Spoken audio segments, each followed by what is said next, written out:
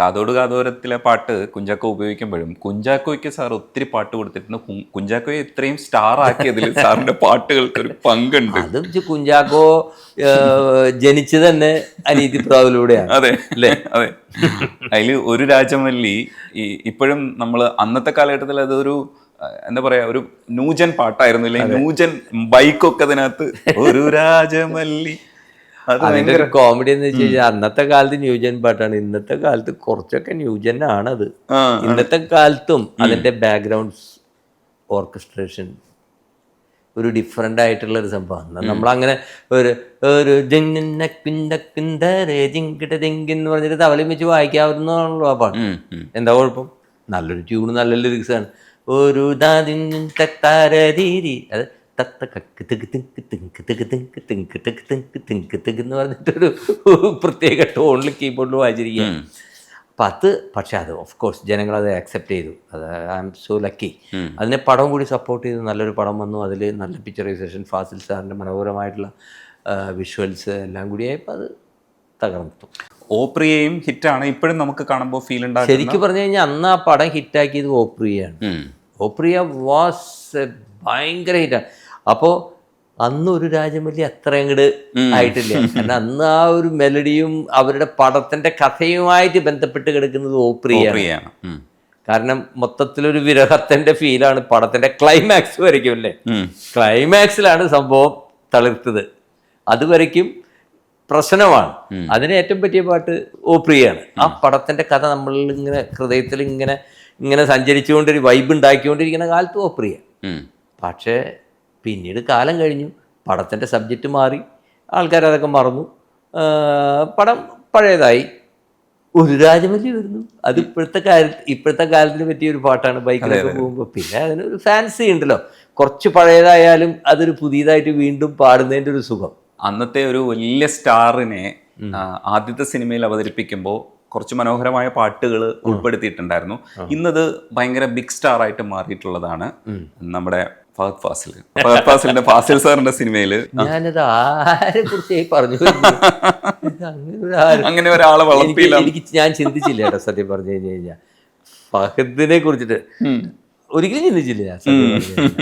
നോക്കുമ്പോ ശരിയാണല്ലോ, ഇന്ന് സൂപ്പർ സ്റ്റാർ ആണ്. പൂവേ ഒരു മഴമുത്തം നല്ല പാട്ട്, കവിളിൽ പറഞ്ഞു. അത് ഭയങ്കര രസം. പൂവേ ഒരു മഴമുത്തം നിൻ കവിളിൽ പതിഞ്ഞുവോ. അവിടെ നല്ല എനിക്ക് നല്ല ഇഷ്ടമുള്ള പാട്ട്. അതിൽ വേറൊരു പാട്ടും കൂടെ ഉണ്ട് സാറേ അതേപോലെ ഹിറ്റ് ആയിട്ടുള്ള വസന്തരാവിൻ കിളിവാതിൽ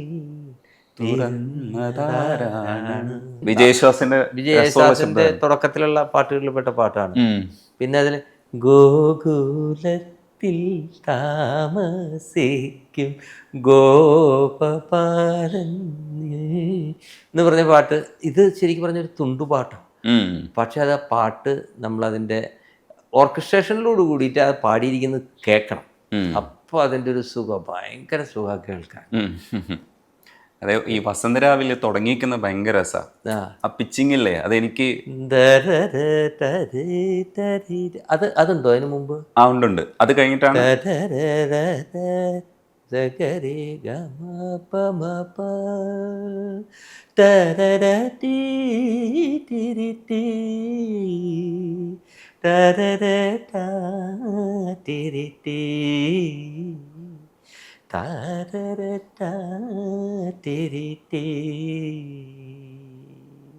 ഇത് കഴിഞ്ഞ ബിറ്റ് വരും. ആ ഋതം വന്നിട്ട് വസന്തരാവിൻ എളിവാതിൽ തുറന്നതാരാണോ. ഭയങ്കര രസമുള്ളൊരു നല്ല വരികളും നല്ല ഇതാണ്. അതുപോലെ പിന്നെ പടം വിചാരിച്ച മാതിരി അങ്ങോട്ട് സക്സസ് ആയില്ല. കാരണം നമ്മൾ ആ അനീതി പ്രൊവൊക്കെ കിടന്നിട്ട് ഭയങ്കര ഒരു കോളിളക്കം സൃഷ്ടിച്ചിട്ട് വരുന്ന ഒരു പടമാകുമ്പോൾ ജനങ്ങളെപ്പോഴും ഒരു ചെറിയ കമ്പയർ ചെയ്ത് എവിടേക്കോ പിഴച്ചു താളം തെറ്റിയ ഒരു പടമായിരുന്നു. അല്ലെങ്കിൽ നല്ല പടമായിട്ട് വരണം. നല്ല പടമായി ഹിറ്റായിരുന്നെങ്കിൽ ഈ പാട്ടുകളൊക്കെ സൂപ്പർ ഹിറ്റായിരുന്നു. സർ, ഫെസ്റ്റിവൽ സോങ്സിലേക്ക് വരുമ്പോൾ ഷിബുചേട്ടൻ്റെ പേരാണ് എനിക്ക് ആദ്യം പറയാൻ തോന്നുക. കാരണം ഈ തീരം തേടുവോളവും പിച്ചകപ്പൂവും കാവുകൾക്കപ്പുറം, അതേപോലെ അതിൽ തന്നെ അന്തിപ്പൊൻവട്ടം, ഇങ്ങനെ ഒത്തിരി പാട്ടുകൾ വന്നിട്ടുണ്ട്. അതായത് ശരിക്കും പറഞ്ഞു കഴിഞ്ഞാൽ ആഘോഷിക്കാൻ പറ്റുന്ന ഒത്തിരി പാട്ടുകളുണ്ടല്ലോ. ഇപ്പോൾ കണ്ടാച്ചിരിക്കാത്ത കക്കറുമ്പിയെ കണ്ടാലറിയാമോ കാട്ടുപൂവേ കരൽ കണ്ടു, അത് ഭയങ്കര അതിൻ്റെ ഒരു താളമല്ലേ, അങ്ങനെ പോകുന്നില്ലേ.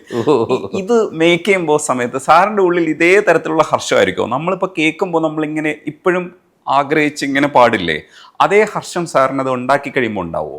ഉണ്ടാക്കണ നേരത്തെ ഉണ്ടാവില്ല. ഉണ്ടാക്കണ നേരത്തെ നമ്മളെങ്ങനെ മറ്റുള്ളവരെ അത് ഇത് ഉണ്ടാക്കണം, മറ്റുള്ളവരിൽ എങ്ങനെ അത് ചലനം സൃഷ്ടിക്കണം എന്ന് പറഞ്ഞാൽ നമ്മൾ ഉണ്ടാക്കുകയാണ്.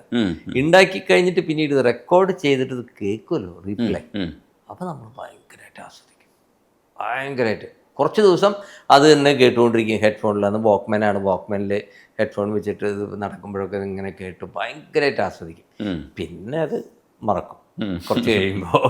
ഈ പ്രിയദർശൻ സാറ് പിന്നെ ഈ ഷിബു ചേട്ടൻ ഒരു കോംബോ ഉണ്ട്, ഔസേപ്പച്ചൻ സാറ്. ആ പടങ്ങളൊക്കെ ആലോചിക്കുന്ന സമയത്ത് ഒരു രസമാണ്, ഒരു ഇളക്കം ഉണ്ടാവണം ഈ പാട്ടുകൾക്കൊക്കെ ഇന്നുണ്ട്. ഇപ്പം അതിൻ്റെ സിറ്റുവേഷൻസ് പറയുമ്പോൾ തന്നെ ഒരു മെലഡിയും ഉണ്ടാവും. പ്രിയദർശൻ സാർ ഭയങ്കരമായിട്ട് പാട്ടുകളെ ആസ്വദിക്കാൻ കൺസീവ് ചെയ്യുന്ന ഒരാളാണ്. അതിന് ഭയങ്കരമായിട്ട് സജഷൻസ് പുഷ് ചെയ്ത് തന്നെ ചിലപ്പോൾ ചില സജഷൻസ് വരും, ചിലപ്പോൾ ചില റെഫറൻസ് വരും. ആ ഒരു കോംബോ ഇല്ലേ, കോംബോയിൽ കുറേ പാട്ടുകളുണ്ട്. അതിനെ പറ്റിയിട്ടൊന്ന് പറയൂ സാർ. ഞങ്ങൾ ചെയ്തിരിക്കുന്നത് വന്ദനം, മറ്റേ മുകുന്ദേട്ട സുമിത്ര വിളിക്കുന്നു, പിന്നെ മുത്തശ്ശി കഥ, മേഘം ചെയ്തിട്ടുണ്ട്, അക്കരെ ചെയ്തു. അക്കരയിലാണ് കുറച്ച് ജിബ്രിഷ് പോലെ സാധനങ്ങൾ. അത് ശരിക്കും ഇൻസ്പയറിംഗ് ആയിരുന്നു അല്ലേ സാർ അത് എടുത്തത്? അത് ഇൻസ്പയറിംഗ് ആകുന്നില്ല. അന്ന് ബേസ് ഗിറ്റാറിസ്റ്റാ അത് പാടിയ ആള്. അത് ഹീസ് ഒറിജിനൽ കെനിയൻ, ജോജോ എന്ന് പറയും. അപ്പോൾ ജോജോ എൻ്റെ കൂടെ അന്ന് ഗിറ്റാർ വായിച്ചിരുന്ന എൻ്റെ കൂടെ എൻ്റെ വെരി ഗുഡ് ക്ലോസ് ഫ്രണ്ട്. ഞങ്ങൾ അത്രയും അടുപ്പ്. കാരണം എൻ്റെ ആദ്യകാലത്തെ കാതോരം തൊട്ട് എൻ്റെ കൂടെ കമ്പോസിങ്ങിന് ഗിറ്റാറിസ്റ്റായിട്ട് എൻ്റെ കൂടെ ഉണ്ടായിരുന്നു ജോൺ ആൻ്റണി എന്ന് പറയും. One of the best guitarist in India. Base guitar വായിക്കുന്ന ജോജോ ഉണ്ട്. അപ്പം ഞാൻ വെറുതെ ചുമ്മാ ഇത് ആരും പറഞ്ഞൊന്നുമില്ല കേട്ടോ. എനിക്കിങ്ങനെ വെറുതെ എന്തെങ്കിലുമൊക്കെ ഒരു വെറൈറ്റി വേണം.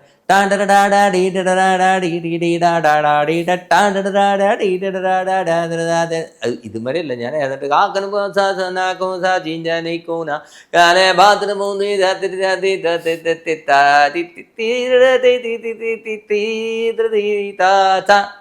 എന്ന് പറഞ്ഞിട്ട് വെറുതെ ഞാൻ പാടി.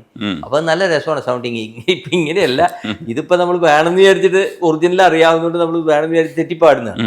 അങ്ങനെ ഒരു സാധനം പാടി. അപ്പൊ അത് പ്രിയന് വലിയ ഇഷ്ടമായി. ഇത് കൊള്ളാം.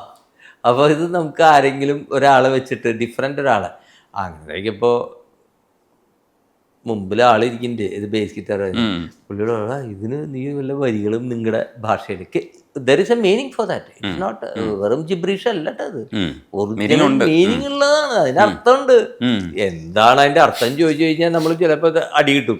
അതൊന്നും എനിക്ക് അറിഞ്ഞൂടാ. അത് ജോജോനോട് ചോദിക്കണം, അയാൾ വച്ചും പോയി. അപ്പൊ ജോജോ അത് ഉണ്ടാക്കി പാടി. അത് പ്രിയന് ഭയങ്കര ഇഷ്ടമായി.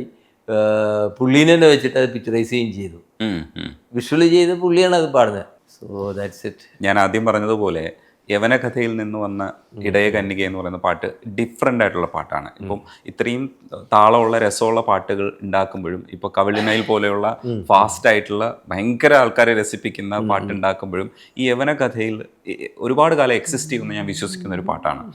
ആ പാട്ട് അത്രയും നന്നാവാനുള്ള കാരണം എന്താണെന്ന് അത് നന്നായി പോയി. നമ്മുടെ കയ്യിലല്ലല്ലോ അത്. പിന്നെ ഓഫ് കോഴ്സ് അതിൻ്റെ ഒരു വിധി അതാണ്. പിന്നെ ഷിബു ഞങ്ങൾ തമ്മിലുള്ള ആ ഒരു ചർച്ചയുണ്ടല്ലോ, ആ ഒരു ബന്ധത്തിൻ്റെ പേരിൽ. കാരണം എന്ന് വെച്ച് കഴിഞ്ഞാൽ ഷിബുവിൻ്റെ കൂടെ ഷിബുവിൻ്റെ വരികളിലേക്ക് ഞാനും വളരെയധികം ശ്രദ്ധിച്ച് ഇങ്ങനെ നമ്മൾ നമ്മുടേതായിട്ടുള്ള അഭിപ്രായങ്ങൾ പറയും. അതേപോലെ എൻ്റെ ട്യൂണിലും ഷിബുവിൻ്റെ കോൺട്രിബ്യൂഷൻ ഒരുപാട് വരും. അങ്ങനെയുള്ള ഒരു രണ്ടുപേരും തമ്മിലുള്ള ഒരു എന്താ പറയുക, ആ റിലേഷൻഷിപ്പിൽ നിന്നാണ് ഇത് വരുന്നത്.